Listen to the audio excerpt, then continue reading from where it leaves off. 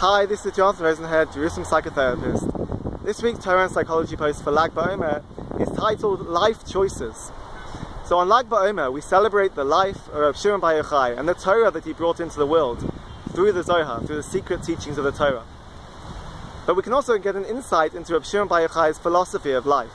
If we look at the Gemara and Brachas, there's a machlokes between Reb Shimon Bar Yochai and Rabbi Yishmael. Reb Shimon Bar Yochai says that a person should dedicate their entire life to learning Torah, whereas Rabbi Yishmael says a person should combine learning Torah with a profession, with working.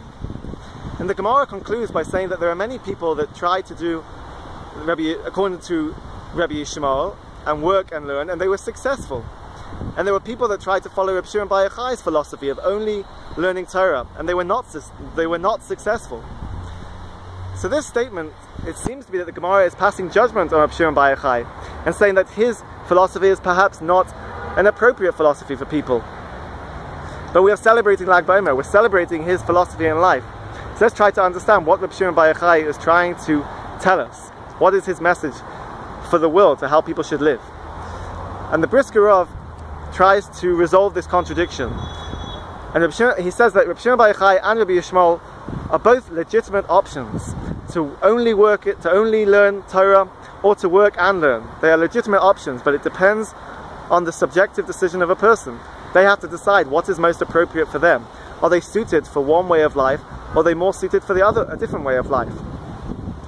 So how does one make this decision? How does one make this difficult life choice to know which direction is best for them? There are a number of possible suggestions of how a person could do this. Number one is to be fully honest with oneself, to be perhaps brutally honest with oneself, to know which is the most appropriate way of life for them. And perhaps they might need to seek advice and guidance from somebody who can give an insight into their own personality.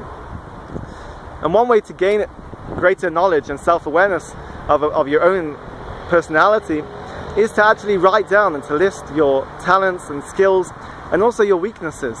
And based on this list where you're mapping out your personality, you're able to choose the right way of life that is most suited for your talents and also for your weaknesses. Whether it is fully dedicating your life to Torah or to have a combination.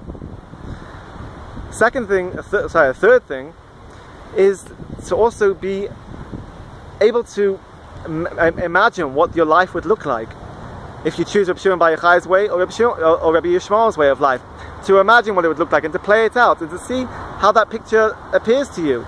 And if it appears as something which is appealing and something which you can see yourself actually doing, then go for it with all your strength to make it happen. And finally, there is an objective aspect to this decision.